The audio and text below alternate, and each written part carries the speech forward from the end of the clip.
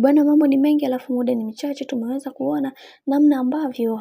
Esma ameweza kufungua vingi kuhusiana na bibiye Zuchu kuweza kujifungua, na akisema ya kwamba katika watu ambao unawapenda sana ni bibiye Zuchu, na sitamani sana kuweza kuona kaka yangu akimfanya ajisikie mtu ambaye hana amani na furaha. Najua wengi wao wanaweza kusema kwamba hakuna kitu chochote ambacho kilichoweza kutokea, lakini msichokijua ni kwamba Zuchu ni moja kati ya mwanamke ambaye mara zote anatafuta sana amani kwa bwana mkubwa Diamond Platnumz, lakini kaka yangu kwa vile ni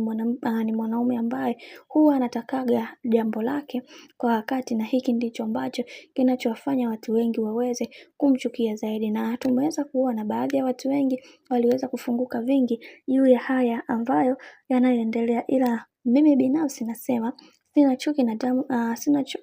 na bibi Zuchu, na natamani kuweza kuona maisha yangu yakiwa katika misingi na mikakati iliyo bora. Haijalishi watu wanamzungumzia vipi, haijalishi kuna kitu gani ambacho kinachoendelea katikati yao,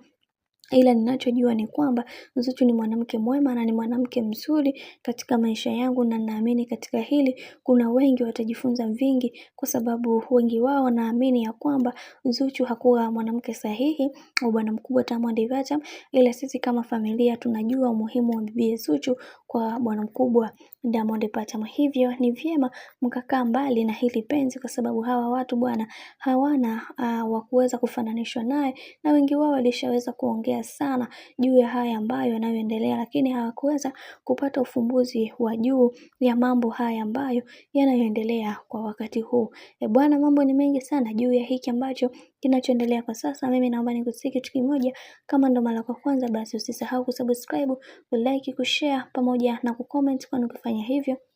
utakuwa umejiweka katika nafasi nzuri ya wewe kuweza kuenjoy na kufurahi pia.